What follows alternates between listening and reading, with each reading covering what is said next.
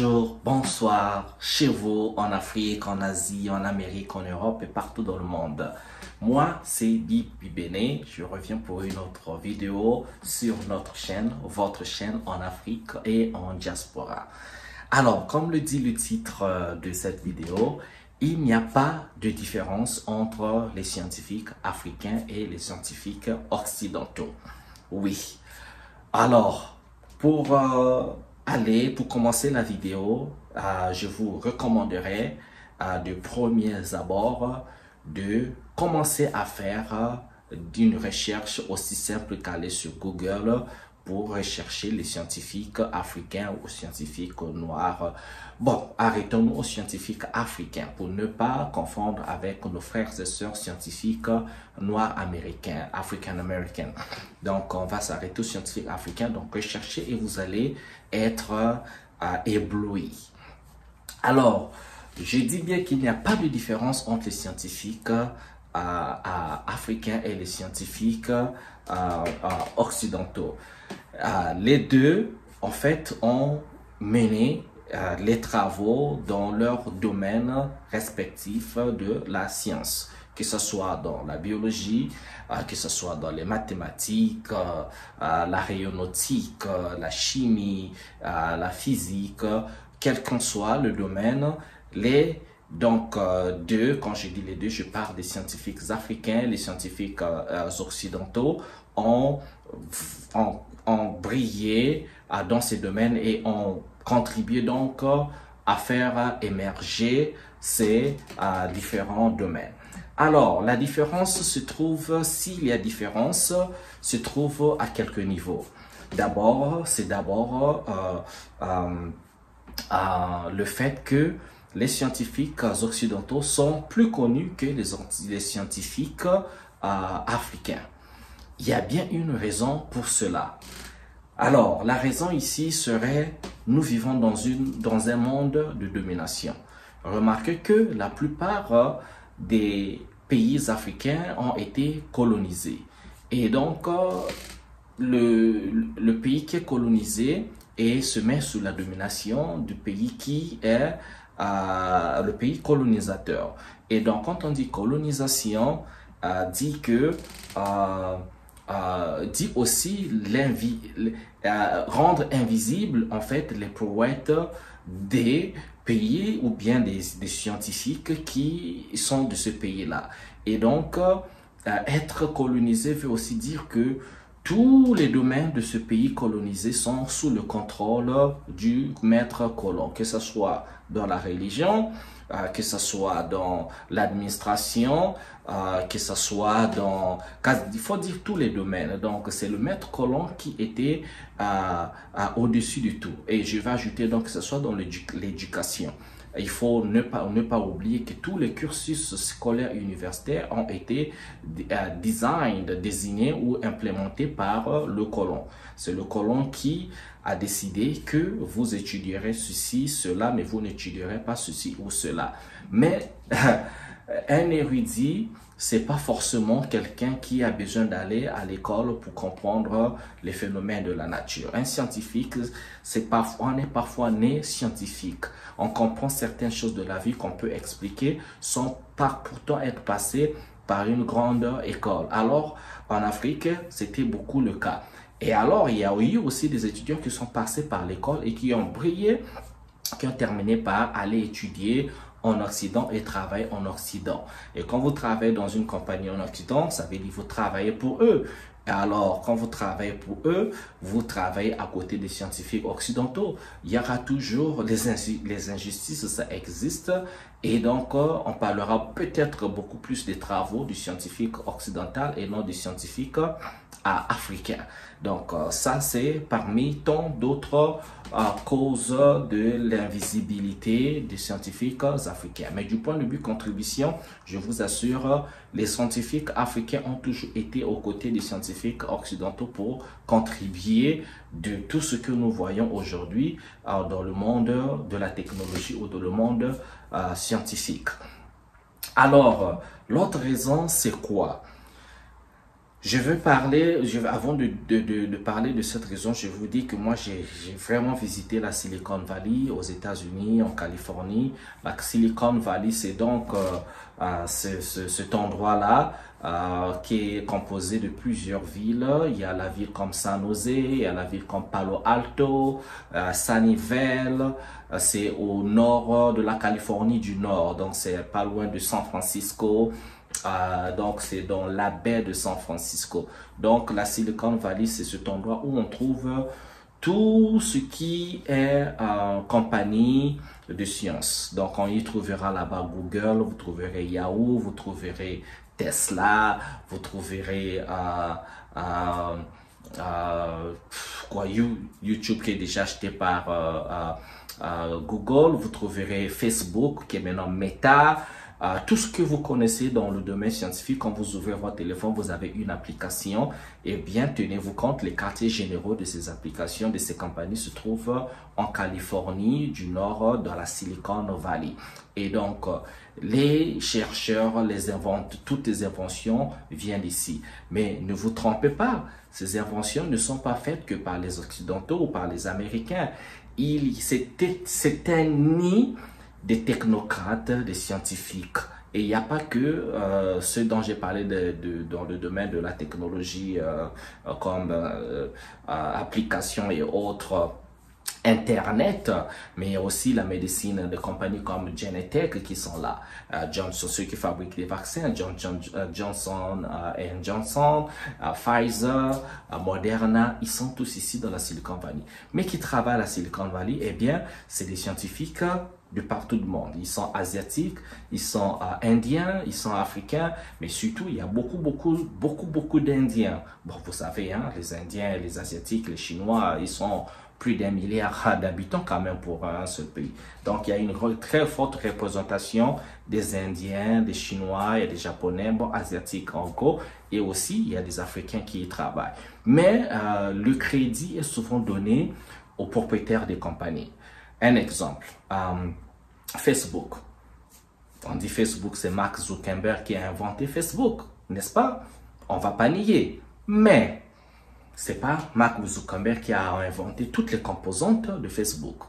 Aussi petit que ce soit, la main levée, le pouce, j'aime, comme on dit, aimer, ne pas aimer, les jeux, toutes les composantes qui ont évolué dans Facebook. Si vous comparez à Facebook, la page Facebook d'il y a quasiment 10 ans, et aujourd'hui, vous verrez qu'il y a eu une très grande évolution. Il y a aujourd'hui Marketplace. On peut vendre sur Facebook. C'est pas forcément Mark Zuckerberg qui a fabriqué. Si on va dans le domaine de l'automobile, on dira Ford.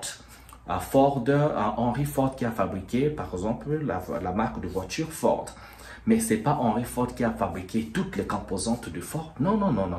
Lui, c'est quelqu'un qui avait l'idée et il a fait le savoir pour travailler sur un moteur solide. Il a recruté des scientifiques. Parmi ces scientifiques, il y avait aussi des scientifiques noirs qui contribuaient à rassembler toutes les composantes. Donc, dans une voiture, il y a le côté électronique, il y a le côté mécanique, il y a le côté électrique et il y a le côté quand on met par exemple les sièges en cuir, sièges en fabrique, l'éponge, le côté tout ce qui est plastique, la matière plastique dans une voiture, eh bien ça c'est une personne qui doit composer. C'est pas Ford qui a fait tout. Les roues par exemple d'un véhicule, c'est pas Henry Ford qui a tout fait. C'est pareil pour un avion, que ce soit Boeing, que ce soit Airbus, que ce soit partout, c'est pas la personne dont le nom est au devant qui a tout fabriqué. Pareil pour Bill Gates qui était le père de Microsoft. Mais c'est pas lui. Vous savez qu'il y a eu même des procès contre Bill Gates il volait en fait les idées des gens. Quelqu'un pouvait venir avec un projet, il regarde votre projet, il trouvait le projet intéressant, il dit non, il veut pas du projet, mais dès que vous tournez le dos, en fait, il récupère le projet en son propre compte, il développe. Donc, il y a plein de trucs comme ça. Mais par contre, vous ne verrez au devant que les personnes occidentales qui sont donc les inventeurs. Mais derrière, ceux qui sont derrière, vous ne les voyez pas. Alors, je vais revenir pour la deuxième raison ici, là. Je vais parler de l'accès aux capitaux. l'accès à l'investissement. J'ai voyagé en Afrique, j'ai participé, j'ai assisté, pas participé, mais j'ai assisté à ce qu'on appelle les expositions, des idées scientifiques. J'ai assisté ça même au Congo, mais je vous assure, j'étais ébloui, j'étais ébobi, j'étais mind blown, comme on dit en anglais. Et j'étais très impressionné par les projets présentés par les jeunes Africains.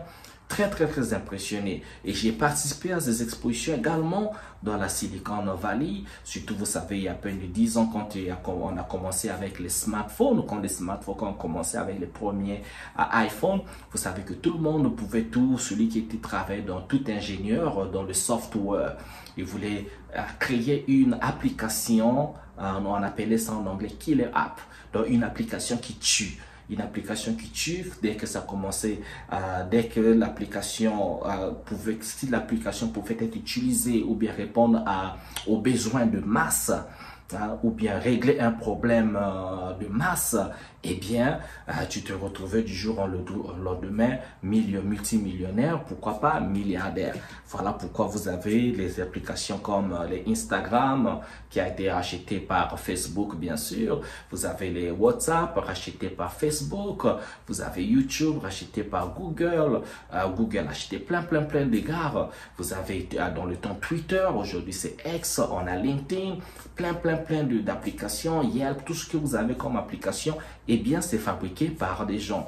Une fois votre application marche et commence à être utilisée par 1 million, 2 millions, 1 milliard de personnes, eh bien, ça vous fait beaucoup d'argent. Et les mêmes idées, je les ai retrouvées. J'ai vu dans la Silicon Valley, je les ai vues en Afrique également. La différence, c'est tout simplement l'accès. L'accès aux capitaux. Dans le monde occidental, les hommes riches achètent les idées.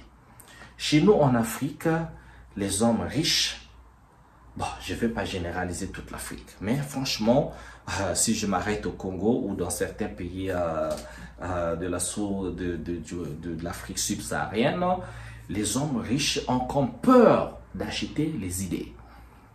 C'est ça la différence, c'est tout.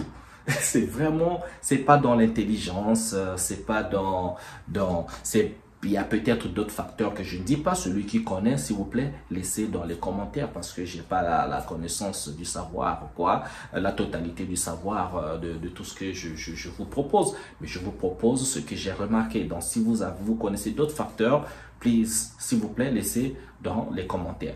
Et donc, c'est l'accès aux capitaux. Les hommes riches américains aujourd'hui, les investisseurs, tu as une idée qui est géniale. Tu proposes ton idée, tu es capable de prouver que l'idée sera rentable. Un investisseur, c'est l'argent, il s'inquiète, il est concerné qu'à ce qu'il peut gagner. Donc, s'il peut investir 10 millions, tu peux lui prouver que en investissant 10 millions, il peut gagner 20, 30, 40 millions, il peut doubler, tripler son investissement. Eh bien, il va acheter le projet, il va accompagner le projet. Je présente ton plan d'affaires, il regarde, on te donne tout ce que tu veux pour travailler. Un laboratoire, tu auras un laboratoire, le matériel qu'il faut, tu auras le matériel qu'il faut, le personnel qu'il faut, le personnel qu'il faut. Tu t'assois là, tout ce que tu as à faire, c'est développer le projet. Tu dors au lieu de travail, tu vis au lieu de travail, tu manges au lieu de travail, tout ce que tu as à faire dans la vie, c'est développer le projet. Tu auras à manger de la bonne nourriture, tout ce qu'il faut. Mais en Afrique, il n'y a pas ça par contre. Et quand je ne généralise pas, je dis Afrique entre guillemets parce qu'il y a des prouesses qui se font également, il y a des réalisations, mais dans sa globalité, je pense que les scientifiques africains ont du mal à percer parce que les jeunes qui ont des idées très brillantes ont du mal à accéder aux capitaux. Il n'y a pas de financement, donc ils se retrouvent avec des idées qui prennent de la poussière dans les tiroirs. C'est bien là la différence entre les scientifiques africains et occidentaux. Et remarquez, pour les scientifiques africains, qui ont eu des diplômes, comme je l'ai dit au début de la vidéo, mais ils travaillent, ils ont étudié dans des grandes universités, hein. Ne vous inquiétez pas, il y a des Africains à toutes les grandes universités en Occident que vous connaissez, hein, en Amérique, que ce soit Harvard, Stanford, Yale, UCLA, UC Berkeley, que ce soit en Oxford en Angleterre, que ce soit la Sorbonne en France, où que vous soyez, il y a des Africains, mais qui finissent après les diplômes par travailler pour des compagnies, les compagnies occidentales. Ah oui, vous retrouverez des Africains dans l'industrie automobile, vous trouverez les ingénieurs africains qui travaillent dans la médecine, il y a des ingénieurs africains. D'ailleurs, je vous dis les gars, en bas de la description de la vidéo, je vous mets les liens nécessaires. Allez dans ces liens s'il vous plaît, cliquez sur ces liens, vous allez découvrir toutes, peut-être pas toutes, mais une grande palette des scientifiques africains qui ont contribué à l'évolution de la science dans le monde. Chacun d'eux ou chacune d'elles dans son domaine. N'oubliez pas, cliquez les liens, ok? Faites ça, vous allez, vous serez très surpris. C'est sans surprise pour moi, je le savais depuis, mais donc, c'est tout simplement ça. Et vous savez, hein, le jeune Zimbabwéen qui a fabriqué la télévision qui fonctionnait rien qu'aux ondes sans électricité. Vous retrouverez son lien également là. Il a un nom un peu compliqué que je peux pas prononcer. Il faut que je regarde pour bien prononcer, mais je vous assure, c'est dans les liens au-dessus. Donc, il y a eu des avancées, mais dans la médecine, hein, des jeunes Congolais qui ont même découvert des produits pour combattre le paludisme qui malheureusement passaient de vie à trépas. On comprenait pas comment ces gens-là mouraient parce que ça devenait aussi dangereux.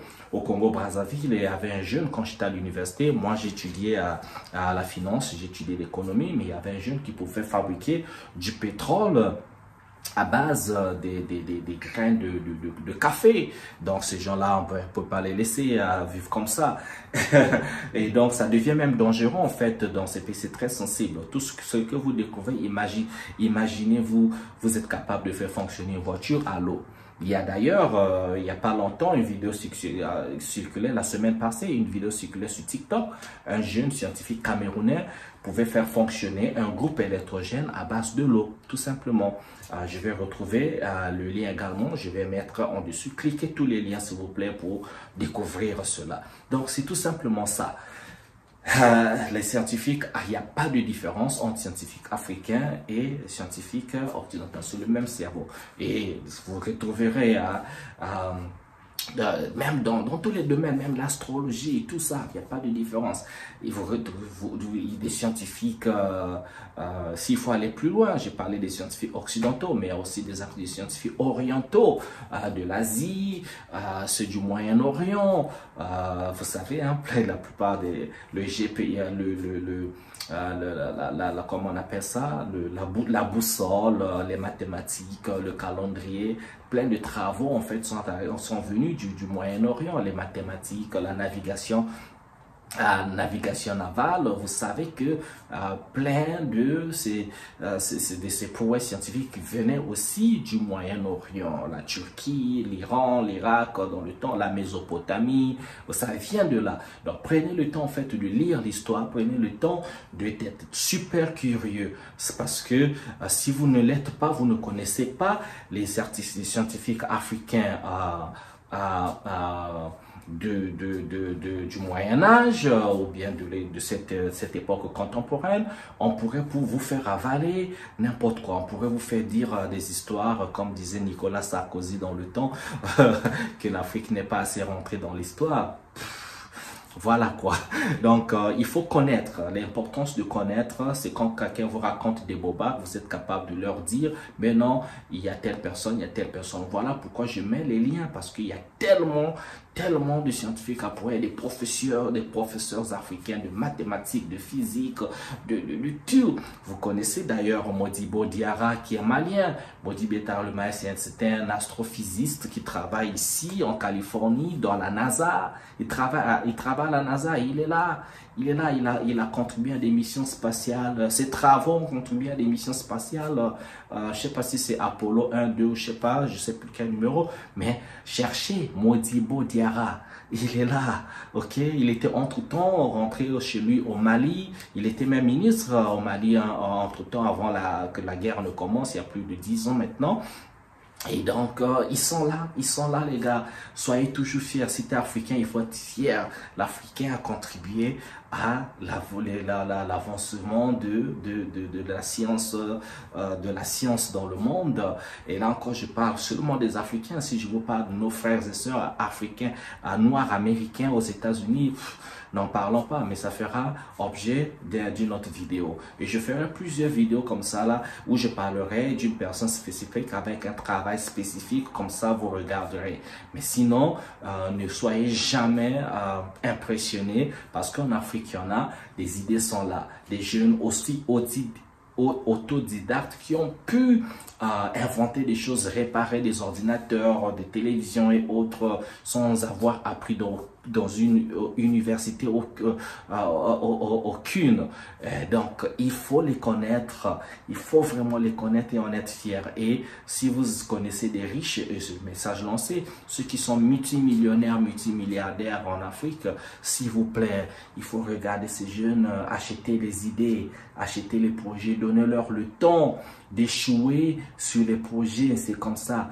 Vous savez, un projet peut prendre 30 ans avant que ça ne réussisse. Un projet d'envergure, ça peut prendre 40 ans avant que ça réussisse. Mais il faut rester dessus, travailler dessus jusqu'à ce que ça révolutionne la société. Voilà, c'était ma vidéo pour aujourd'hui les gars. Soyez, si vous êtes africain, soyez fiers et toujours fiers. Tapez-vous toujours le torse comme ça, vous dites oui, nous sommes africains, nous sommes bien noirs, nous avons contribué à la civilisation, à ce que le monde est devenu. Il faut en être fier les gars, c'est sans complexe et moi j'en suis très très fier. Alors là, sur cette note, je vous souhaite bien le bonheur chez vous. On se retrouve à une prochaine vidéo. Ciao, ciao.